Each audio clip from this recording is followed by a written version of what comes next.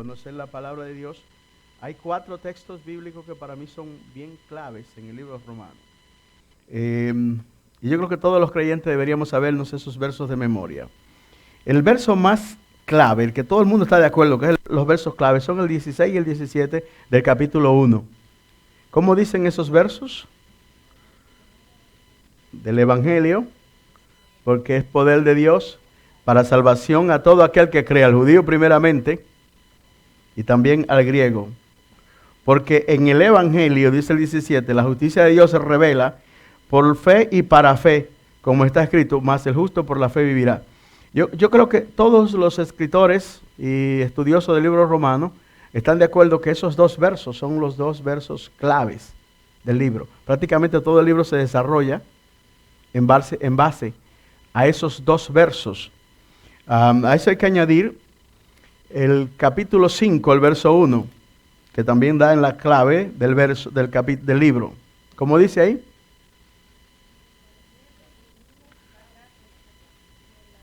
Eso es el 5:1.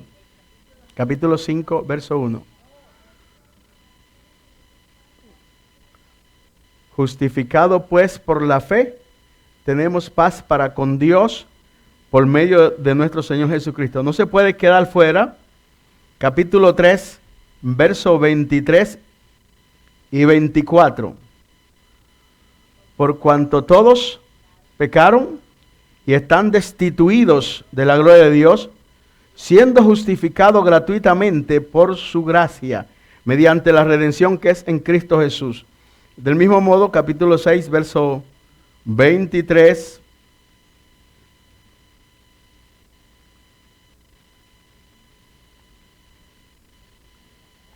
Porque la paga del pecado es muerte, mas la dádiva de Dios es vida eterna en Cristo Jesús, Señor nuestro. Y por último, el verso que yo considero tan importante en este libro es el capítulo 1, verso 19 y 20. Ese verso nunca ha dejado de ministrar mi vida.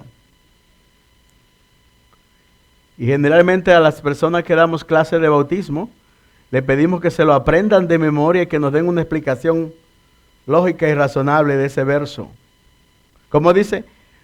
Capítulo 1, verso 19 y 20.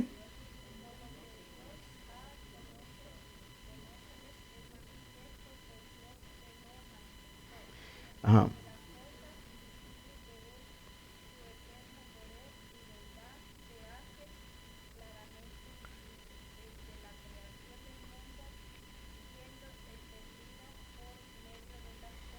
Amén. Bien, mis amados, comenzaré diciendo que en la Biblia, en el Nuevo Testamento, hay 27 libros. Así es, ¿no? El Nuevo Testamento tiene 27 libros. Y de esos 27, 21 corresponden a lo que se llama epístola o cartas. Repito de nuevo, el Nuevo Testamento tiene 27 libros. Y de los 27 hay 21 que son epístolas o cartas. La palabra epístola lo que quiere decir es carta. Pero generalmente no es una carta común y corriente, es una carta que tiene ciertas condiciones para que se llame epístola. Generalmente tratan temas de carácter cristiano o espiritual o religioso. Y en segundo lugar tienen algunas características como son el remitente, a quien, ¿cómo se llama? Quien va a recibir la carta, y algunos otros datos más que siempre están en la estructura de todas las cartas. En el caso de Pablo, a muchas de sus cartas él le escribía la introducción y también el final, aunque hay algunas que no fue así, con excepción de la carta a Gálatas, que la escribió él de su propia mano, desde el principio hasta el fin. Pero generalmente hay esa característica en las epístolas. Ahora, de las 21 epístolas que tiene el Nuevo Testamento, 13 las escribió el apóstol Pablo. Y este servidor que está aquí cree que 14, porque en el primer siglo y el siglo II, todo el mundo aceptaba que la carta a los hebreos fue escrita por Pablo. Después del siglo II para acá se ha puesto en tela de duda, pero a mí y ya un día estaremos estudiando el libro de Hebreo, en algunos análisis que yo hago, yo concluyo que posiblemente fue Pablo quien escribió este libro. Pero son, repito, 21 cartas, 13 las escribió Pablo. de las cartas que escribió Pablo, a ver si podemos verlas acá. Como ustedes pueden ver, estas son las epístolas paulinas. De esas, las últimas tres, no las últimas, sino con excepción de la última, las tres que siguen de la última para atrás, se llaman cartas pastorales. ¿Cuáles son las tres cartas pastorales entonces? Primera, segunda de Timoteo y Tito. Se le llaman pastorales. ¿Por qué? Porque están dirigidas a pastores. Timoteo era un pastor. Y Pablo le escribió una carta a ese pastor que se llamaba Timoteo, dándole instrucciones sobre cómo administrar la iglesia. Y no solamente una, le escribió dos. Tito, que era otro pastor joven, le escribió una sola carta. Cuando uno analiza las cartas pastorales, se da cuenta que Timoteo era un pastor aparentemente muy joven, que carecía de mucha experiencia, y Pablo se vio en la obligación de escribirle para orientarlo. Además, Pablo le había dado una tarea muy grande. Aunque él tenía mucha experiencia como cristiano, su experiencia como pastor prácticamente la inició siendo instalado prácticamente como supervisor de un área grande, y por eso Pablo se ve obligado a escribirle dos cartas de orientación de cómo hacer el trabajo pastoral. Y la carta de Tito, que también es pastoral. Esas cartas, mis amados hermanos, contienen gran enseñanza para todos los ministros. Después tenemos las epístolas generales, que son 8. A ver si podemos verlas acá. Las epístolas generales. Ahí están. ¿Cuáles son?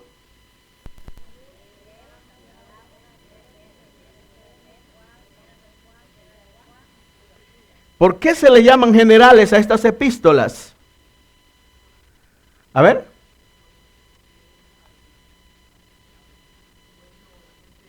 A la iglesia de Cristo en general. La iglesia de Cristo en general. Muy bien. Por eso se le llaman generales. Esas cartas también contienen profundas enseñanzas de la palabra de Dios. Pero entre todas las cartas, mis amados hermanos, hay una que brilla como un diamante entre todas. Es la carta a los romanos, que ya vamos a ver enseguida. Pero antes de hablar de ellas, vamos a decir que las cartas o las epístolas, ni ninguno de los libros en la Biblia, están en orden cronológico. O sea, no están de acuerdo a la fecha en que se escribieron, sino en un orden que atiende más bien a la importancia del libro. Hay muchas otras cosas más que se toman en cuenta, pero en especial a veces es la importancia o el tamaño que tiene el libro en capítulos. Fíjense, la primera carta, el primer libro que se escribió de las cartas fue primera, si ya vienen por ahí, primera de Tesalonicense, segunda de Tesalonicense, después Corintios, primera después, Gálatas, segunda de Corintios y después Romanos. O sea que Romanos viene siendo aproximadamente el quinto libro que se escribe en toda la Biblia, o el sexto libro que se escribe, el séptimo viene siendo el sexto libro que se escribe de las cartas paulinas. Y esta carta a los romanos, Pablo la escribe estando en Corintios, una carta sumamente importante. Bien, ahí está el orden en que fueron escritas, comenzando por acá y continuando acá, en ese mismo orden que está ahí, fue que se escribieron, según consta en los estudios que se hacen de estas importantes cartas de la palabra del Señor. Así que, aunque Romano está de primero, no fue el primer libro que se escribió.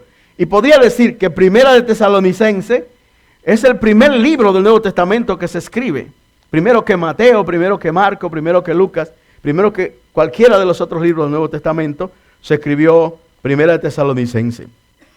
Naturalmente, repito, ese no es el tema que nos ocupa en el día de hoy, sino lo que queremos estudiar en este día es la epístola a los romanos, la carta de Pablo a los romanos. Comenzaremos diciendo que fue escrita por Pablo mientras se dirigía hacia Jerusalén al culminar su tercer año de trabajo pastoral. Había hecho su primer viaje, su segundo viaje, hace el tercero, y cuando Pablo estaba en Efesio, se vio en un problema muy serio, tuvo que salir de Efesio y llega a Corintio, y de allí, de Corintio, cuando va saliendo de Corintio, es que manda la carta con una señora que era una cristiana del primer siglo llamada Febe. Es esta carta, si ustedes quieren confirmar más esto, veamos lo que dice la Biblia en Romanos 16, verso 23, Primera de Corintios 1:4 y 2 Timoteo 4:20. ¿Alguien puede tener el primer verso ahí? Primera de Corintios 1:14.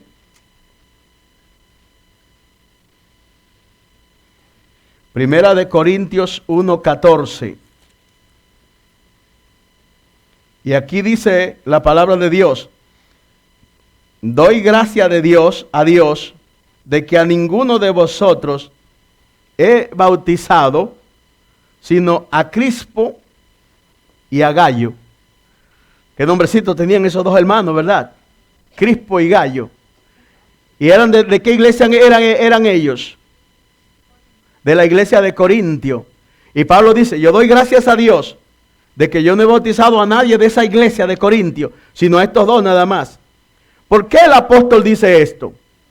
El apóstol dice esto porque lo que está pasando es que hay una disputa en Corintio, que algunos dicen: yo soy de Pablo, yo soy de Apolo. Y Pablo, para disuadir ese problema, dice: ni Apolo ni Pablo valen nada. El único que vale es Jesucristo. Y doy gracias a Dios que yo no he bautizado a nadie de esa iglesia de Corintio, para que nadie diga que es mío. Pero menciona estos dos. Luego, si vamos al capítulo 16, verso 23 del libro de Romanos, encontramos otra expresión importante. Pablo le escribe, menciona aquí en esta carta, a Gallo otra vez. Os saluda Gallo, hospedador mío y de toda la iglesia. Y os saluda Erasto, tesorero de la ciudad, y el hermano Cuarto. Oiga, ¿qué otro nombre tenía ese? Cuarto y Erasto. Son nombrecitos buenos para los muchachos que se van a casar ahora. Erasto, Cuarto. Bien, pero en todo caso, lo que vemos aquí es que Pablo está hospedado en la casa ¿de quién? De Gallo. De Gallo. Y le está diciendo a la iglesia de los romanos que Gallo, que es de Corintio, lo saluda. Fíjense que en el primer verso que leímos vimos que Gallo era un hermano de la ciudad de Corintio, ¿no? Y ahora aquí en la carta de Romanos, que se escribió después de la primera, Pablo dice: os saluda Gallo, mi hospedador. Lo que da a entender que en el momento que Pablo escribe la carta, está hospedado en la casa de Gallo. Y si Gallo era de Corintio, entonces Pablo escribió a Romanos desde Corintios. ¿Me doy a entender, no? Tengo aquí mi ayudante ahora. Pablo escribe la carta desde Corintios, entonces. Otro verso sumamente importante de ver aquí es 2 Timoteo 4:20. A ver, ¿quién la puede leer? 2 Timoteo 4:20. 2 Timoteo 4:20.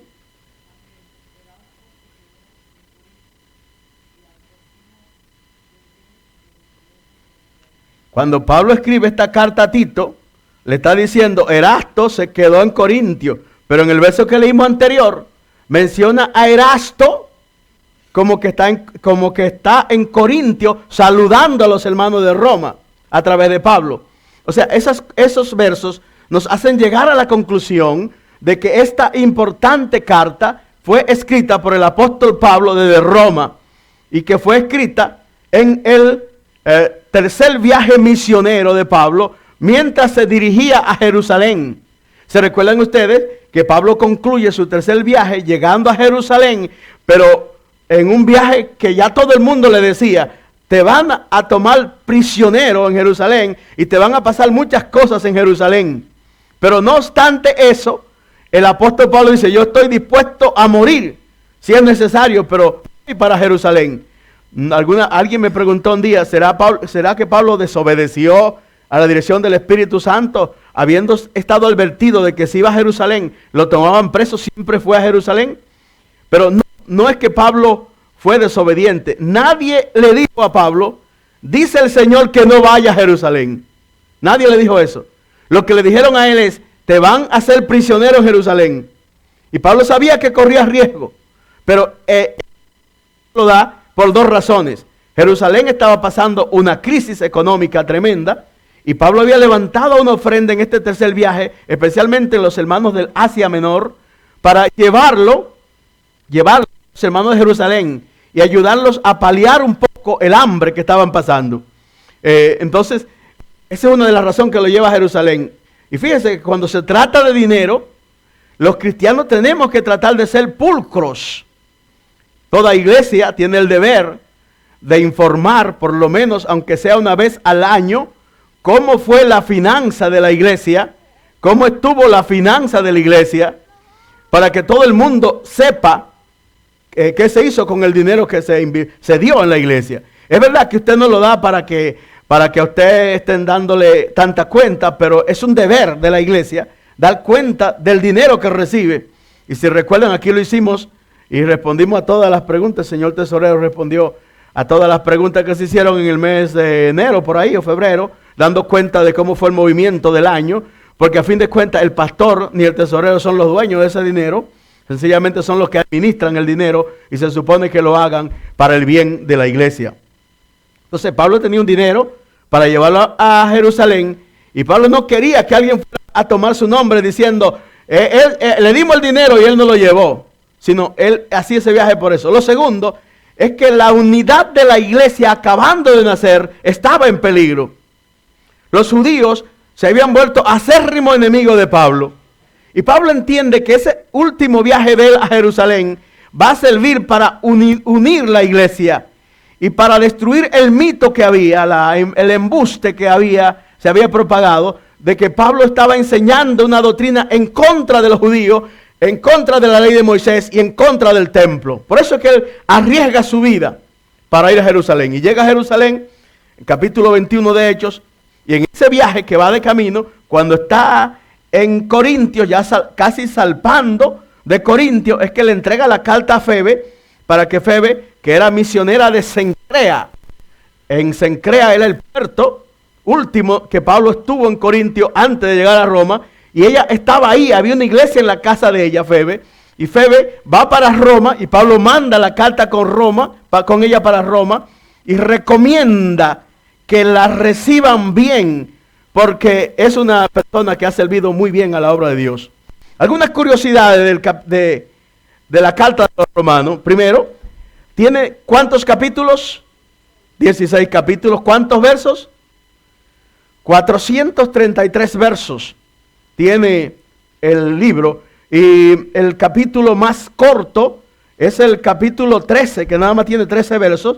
Y el más largo de todos es el capítulo 8, que tiene 39 versos. Otra de las curiosidades del capítulo 16.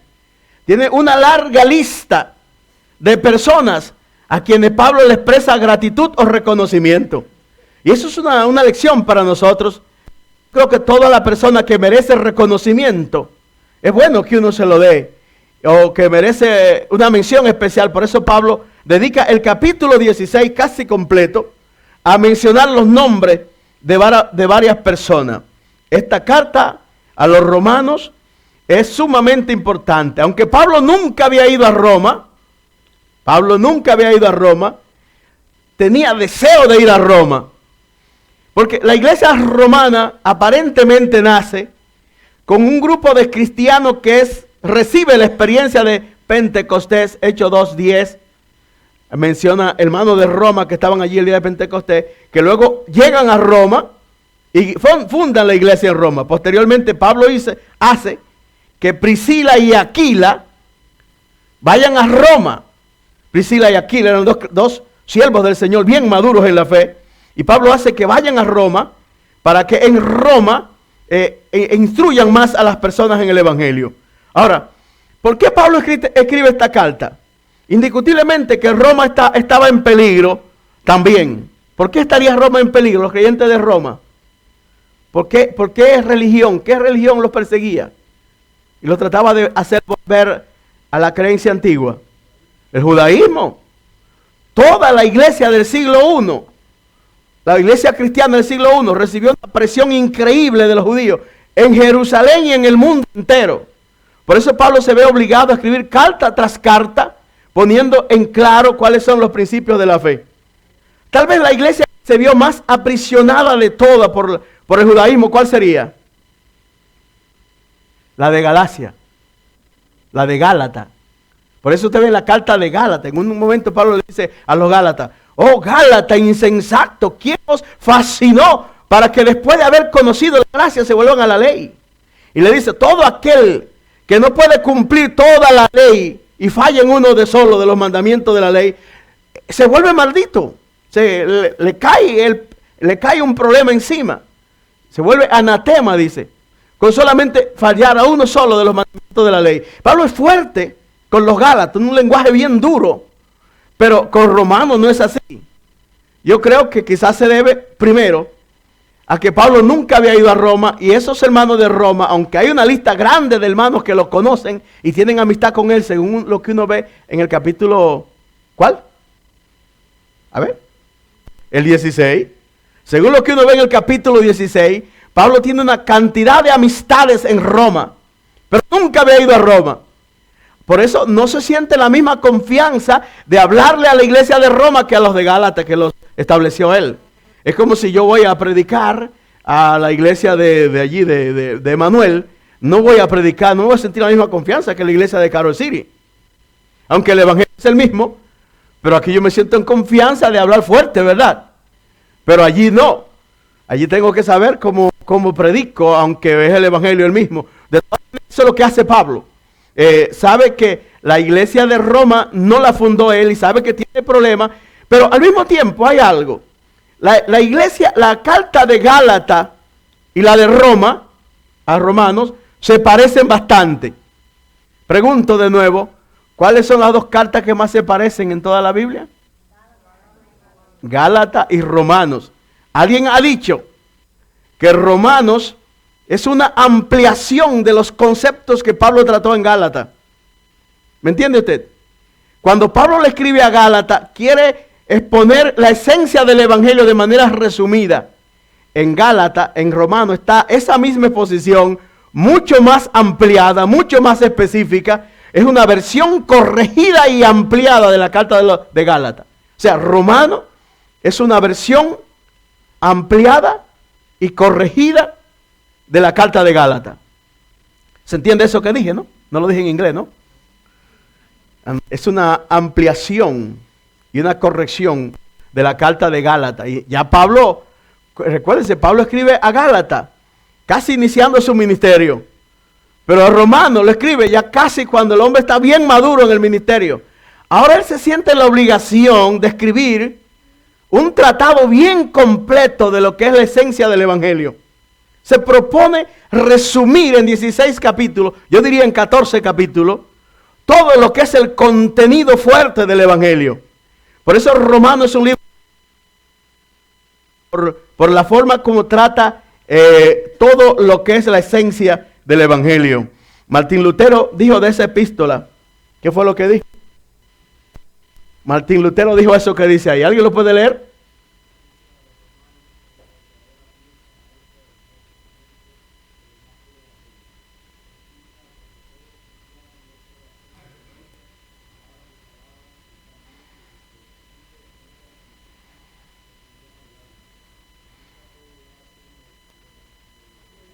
Leída. Lo suficiente.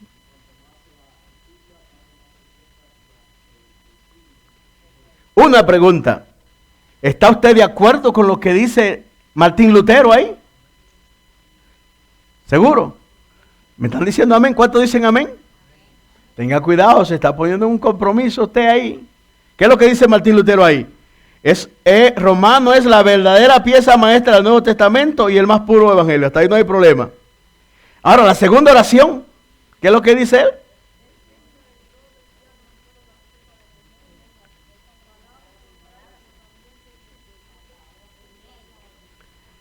Quiere decir que usted está dispuesto a aprender ese libro de Romanos palabra por palabra. ¿Ah? Ojalá que podamos aprendernos el libro de Romanos palabra por palabra. Ojalá que podamos explicar el contenido de este libro en toda su esencia. Mis amados, si hacemos eso, yo creo que va a ser sumamente fuerte nuestra posición en lo que es la esencia de la doctrina cristiana. Dice que nunca puede llegar a ser leída o ponderada lo suficiente. Y cuanto más se estudia, tanto más preciosa y apetecible se vuelve. Martín Lutero dijo eso. Juan Calvino también dijo algo sumamente importante. Quien alcance a comprender la carta de los romanos, habrá hallado en esa carta la puerta abierta para penetrar al más oculto de los tesoros de las Escrituras. En otras palabras, dice Calvino, que si uno estudia bien este libro, entiende toda la Biblia. Si uno conoce bien el libro de Romanos, puede conocer bien la Biblia entera. Yo por eso quiero invitarles a que me acompañen en estos 20 estudios del libro de los Romanos. Naturalmente, el próximo jueves no vamos a estar tratando del libro de los Romanos porque va a ser la escuela bíblica, a fin de que el domingo siguiente, que es el domingo más importante del año, el Día de los Padres, nada más tengamos el culto en la mañana y no tengamos que ver la Biblia ese día. Se ríen, ¿verdad? Amén. Bien. Así que para Calvino es una puerta abierta para penetrar lo más oculto de los tesoros de las Escrituras. Para Calvino, y los que no saben quién es Juan Calvino, mis amados hermanos, es posiblemente uno de los teólogos más profundos de todas las Escrituras. Discrepamos con Calvino en un solo tema: la predestinación de los hombres y el salvo siempre salvo. Todos los que ustedes ven que dicen que salvo siempre salvo, deben su posición a Juan Calvino. Es un teólogo tremendo, pero diferimos de él en ese tema. Otro que habló de las Escrituras bien fue Cyrus Ingerson Scofield, mejor conocido como Scofield. ¿Cuántos conocen la Biblia de Scofield? Lo que yo creo que casi nadie conoce la vida de él. Este hombre fue político, llegó a ser senador de su estado, fue abogado, fue juez y estuvo preso por haber robado al erario público en una ocasión. Lo único fue que después de un tiempo se convirtió al Señor y su vida cambió. Ya dejó de ser ladrón y de ser político también. Y se convirtió en uno de los grandes estudiosos de la palabra. Es la Biblia quizás más influyente del Evangelio en el mundo entero. La Biblia de Scofield es tal vez la Biblia que más ha influido en el mundo entero de toda la Biblia. Lo que pasa es que Scofield iba estudiando la Biblia y haciendo anotaciones. Y cuando terminó de hacer esas anotaciones, él se había muerto, pero uno de sus discípulos publicó la Biblia de Scofield con las anotaciones que Scofield le había hecho. Y todavía en el siglo XXI son comentarios bíblicos de mucha actualidad. Yo recomiendo esa Biblia, la Biblia de estudio de Scofield, porque tiene mucha importancia para todos nosotros. Scofield dijo que el libro de los Romanos es la exposición más completa de las verdades centrales del cristianismo. ¿Por qué yo estoy diciendo todo esto?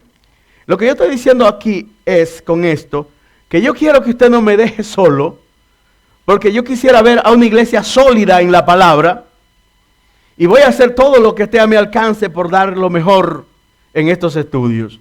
Y en el día de hoy, lo que estoy haciendo es una sencilla introducción al libro de los Romanos, y quisiera, si el tiempo me lo permite, porque voy a permitir preguntas al final, terminar hoy con lo que es la introducción, incluyendo los primeros 17 versos de este libro. Bueno, pues yo creo que hasta ahí hemos concluido casi este comentario del libro de Romanos, y pasamos entonces a la introducción en sí del libro, cómo Pablo introduce el libro.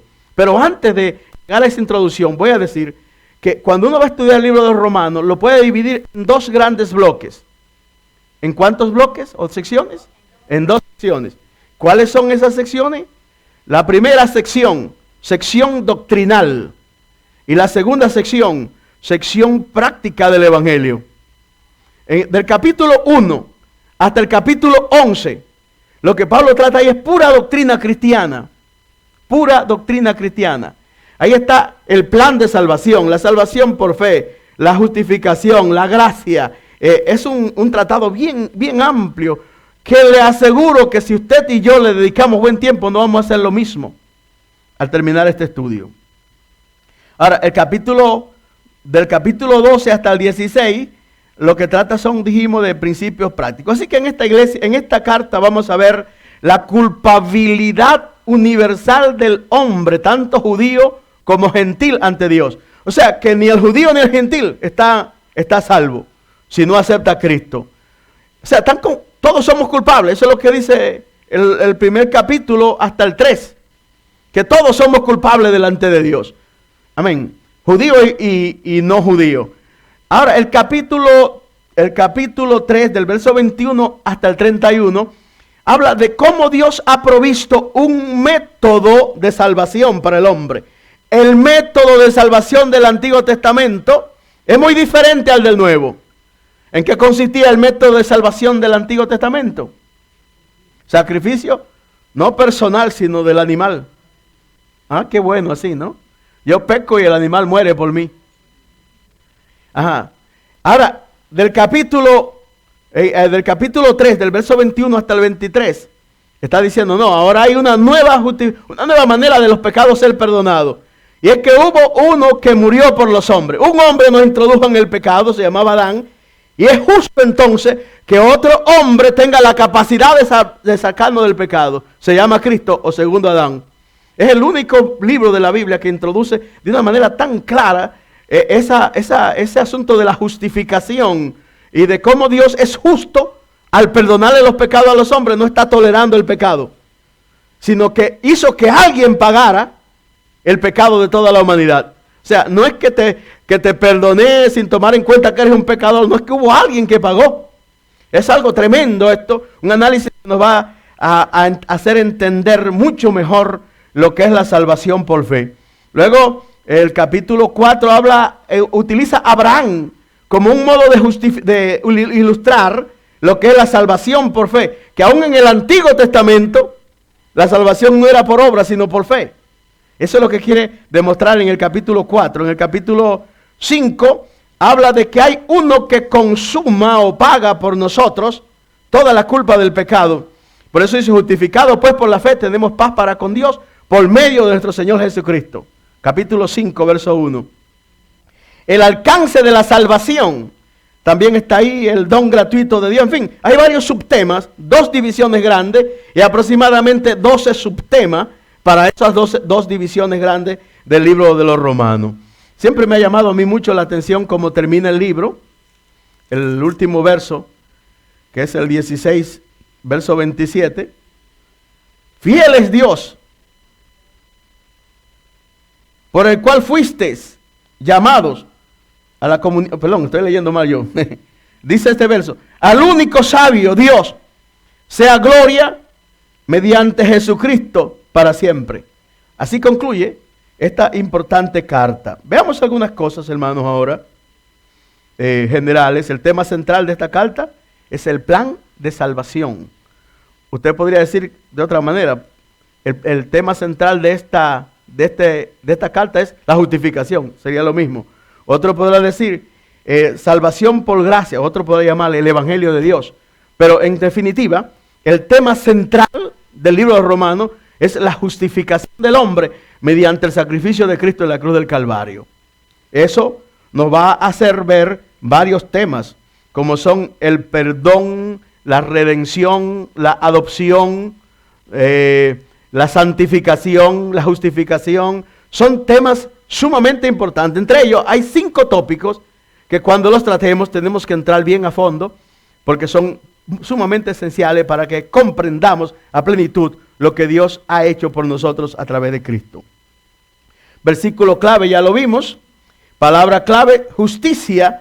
La palabra justicia y justificación y palabras relacionadas con justicia, hay 61 veces se repite en el libro de Romanos. 61 veces la palabra justicia y algunas palabras derivadas. La palabra evangelio aparece 13 veces. La palabra justificación aparece varias veces también, así como la palabra redención.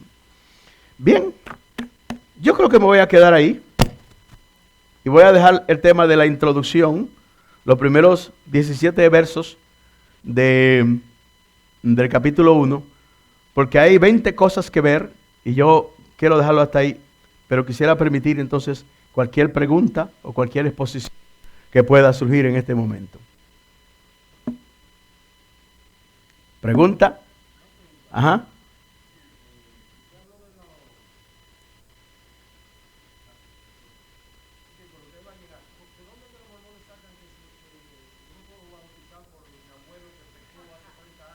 Primera de Corintios 15. Sí, sí. Primera de Corintios 15, un texto mal aplicado. Bien, ¿alguna otra pregunta? ¿O alguna palabra, alguna observación? ¿Sí? Pablo nace en Saulo, en Tarso, que es una ciudad gentil, pero Pablo era de padres judíos. Entonces, es que Roma dominaba toda Europa y Asia, entonces eso era parte del imperio romano. Por eso él dice, yo soy romano, porque él nació en Tarso, que era una ciudad importante de Sicilia, que Sicilia era una provincia romana de gran relevancia. Entonces, el nombre de Saulo es judío. Pablo es un nombre romano. Es el mismo nombre de Saúl, el del Antiguo Testamento. Rey Saúl y Saulo es lo mismo. Bien. ¿Alguna otra pregunta? ¿Sí?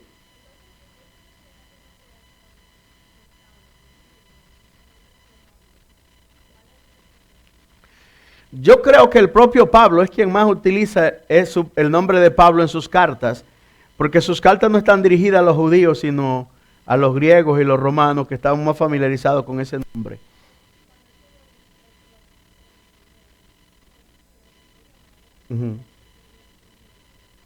No creo que ahí diga que su nombre. Vamos a verlo, vamos a verlo.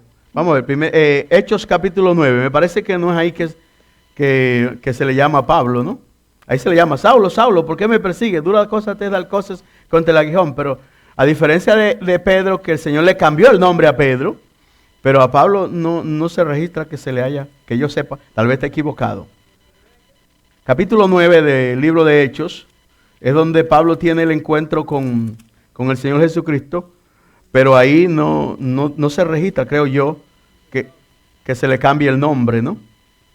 Sí, sí. Donde más se ve el nombre es en las cartas, Sí, no, aquí se le dice a él eso. Saulo, Saulo, ¿por qué me persigues? Dura cosa te da el coce contra el aguijón. Ajá. No veo que a él se le cambiara el nombre del Señor, sino que él se lo cambia. Fíjense que después de convertido que se queda en Damasco, también sigue con el nombre de Saulo ahí en Damasco. Y todavía cuando el hermano, ¿cómo se llama? Bernabé, lo va a buscar para traerlo a la iglesia de Antioquía, todavía tiene el nombre de Saulo. O sea, es en las cartas que él mismo se llama más Pablo. Me parece que era más fácil de introducirse entre el mundo romano con el nombre de Pablo que con el nombre de Saulo. Por eso, si usted se llama Timoteo y está entre los americanos, casi nunca van a poder pronunciarlo bien. Pero si le dice Timothy, se entiende mejor. Quizás por esa razón, ¿no? Bien, ¿alguna otra pregunta u observación? Hermana María.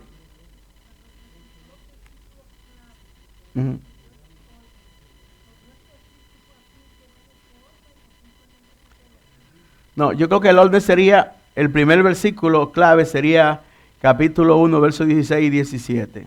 Y luego, naturalmente, el orden sería capítulo 5, verso 1. Serían los principales. Después los otros no siguen un orden riguroso, por esos dos sí.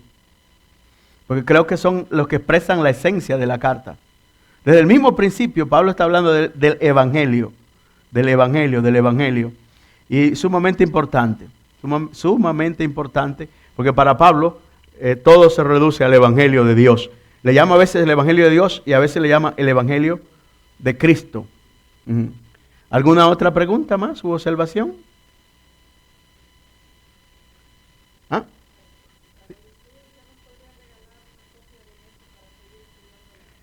No solamente una copia de eso, sino que también yo creo que la próxima semana podremos obtener el CD de lo que acabo de hablar aquí hoy y escucharlo en su carro. Ujú. Por eso quise hacerlo así expuesto sin interrupción para que quede todo como un bloque en CD. Separados. Cada clase va a ser uno. O no sé si pueda juntar 2 o 3, porque con uno es muy poquito para un CD, pero creo que sería así posiblemente. Bien, ya hablaré con el técnico a ver cómo nos conviene hacerlo. Bien, ¿alguna otra pregunta? ¿No? No, me hace falta flete aquí para que haya más preguntas, ¿no? Juan Mayreno hoy no quiso hacer preguntas tampoco. Bien, que está cansado Juan, ha trabajado mucho en estos días. Bien, no sé si hay alguna otra observación más, si no, pues, a mí me dijo alguien por ahí, cuando usted expone algo y no hay mucha pregunta, o la gente entendió bien o no entendió nada. ¿En qué punto estaremos hoy? En el primero. Bueno, me están dando consuelo el hermano ahí. De todas maneras, mis amados, lo que he dicho hoy yo creo que nos hace ver lo importante que es el estudio de la Carta de los Romanos. Diría, para concluir, que Martín Lutero estaba encerrado en un convento católico, y lo dije ahora, lo vuelvo a repetir, donde él pastoreaba. Y en ese tiempo, la Biblia era libro prohibido por la Iglesia Católica. Hasta el siglo XIV, por ahí, todavía la Iglesia prohibía la lectura de la Biblia. Entonces Martín Lutero se encuentra en su convento donde él está, se encuentra con una situación extremadamente difícil. Es que sale un día y cuando va de camino un rayo cae casi encima de él y él por poco muere. Entonces él vuelve para el convento lleno de temor, pensando que algunos pensamientos pecaminosos que ha tenido le están trayendo el juicio de Dios a su vida. Entonces decide encerrarse todavía más por temor a morir y irse al infierno, porque tiene pensamientos a veces que él entiende que no son muy puros. Entonces, casi es lógico, un hombre joven que se le impide casarse, pues normalmente hay mucha presión interna que está contenida en su interior, y eso pues le pasaba. Después de eso, Martín Lutero entiende que él debe buscar más profundamente a Dios para evitar que los juicios de Dios le caigan encima. Y es así como comienza a leer el libro de Romanos. O sea, cuando comenzó a leerlo la primera vez, se prendió tanto de ese libro que lo leía hasta 20 veces cada día. Martín Lutero termina escribiendo él un comentario del libro de los Romanos, y cuando terminó de escribirlo, ya él entendía que su iglesia, la católica, estaba demasiado mal según la Biblia. Y por lo tanto, ya era pastor de una iglesia o cura de una iglesia. Él decide escribir 95 puntos en los cuales entiende que la iglesia católica está muy mal. Y lo llaman las tesis de la Reforma, y lo coloca en la puerta de párroco. Y esa situación por poco le cuesta la vida, pero al mismo tiempo eso produjo el gran avivamiento de la iglesia cristiana del siglo XVI. Indiscutiblemente que fue un hombre de Dios. A partir de entonces se dice que Martín Lutero oraba cerca de 6 horas por día. En una ocasión dijo: hoy el día no me ha rendido para nada, porque apenas he podido orar 3 horas. Encontraba que era muy poco, y encontraba que el día le rendía más cuando pasaba más tiempo orando. Yo digo, ojalá que en el tiempo de hoy muchos ministros y hermanos podamos hacer nuestra esa experiencia tan gloriosa de ese hombre a quien Dios usó tan poderosamente en el siglo XVI. Bien, hermanos, termino si no hay ninguna intervención. Sí, hermano. No, trataron de matarlo en 2 ocasiones, incluso lo citaron en un momento determinado en Alemania, fuera de Alemania, con el objetivo de matarlo en el camino, pero los príncipes de Alemania, de Alemania del Sur, lo protegieron y evitaron su muerte, porque él tradujo rápidamente la Biblia al idioma alemán y hizo una contribución muy grande a la educación alemana, porque hasta ese tiempo la gente del pueblo no tenía acceso a libros, y él hizo que se publicara la Biblia en lenguaje popular, de modo que el pueblo pudiera leer la Biblia en su propio idioma. Entonces, los príncipes de Alemania del Sur, que lo protegieron y se identificaron con la Reforma protestante, hicieron la primera vez la obligatoriedad de la educación de los muchachos para que leyeran la Biblia. O sea, una cosa tremenda. Martín Lutero es una persona que todos deberíamos interesarnos en estudiar su gran contribución a la fe cristiana. Mi querido hermano. No, Calvino, Juan Calvino.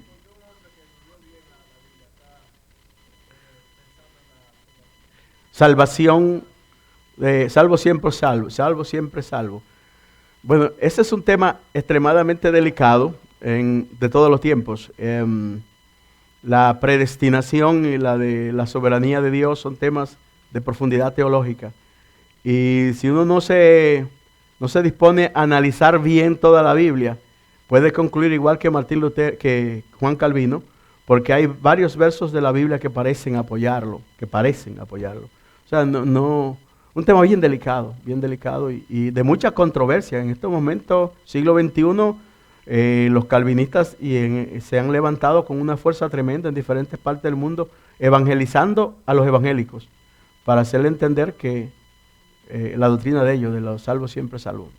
Nosotros mismos, la Iglesia de Dios Pentecostal, aquí en la Florida, hemos recibido embates fuertes de esa iglesia por todos los medios de comunicación, incluyendo internet y Facebook y todas esas cosas, tratando de desprestigiar la fe pentecostal. ¿Sí, mi querida hermana? Uh-huh.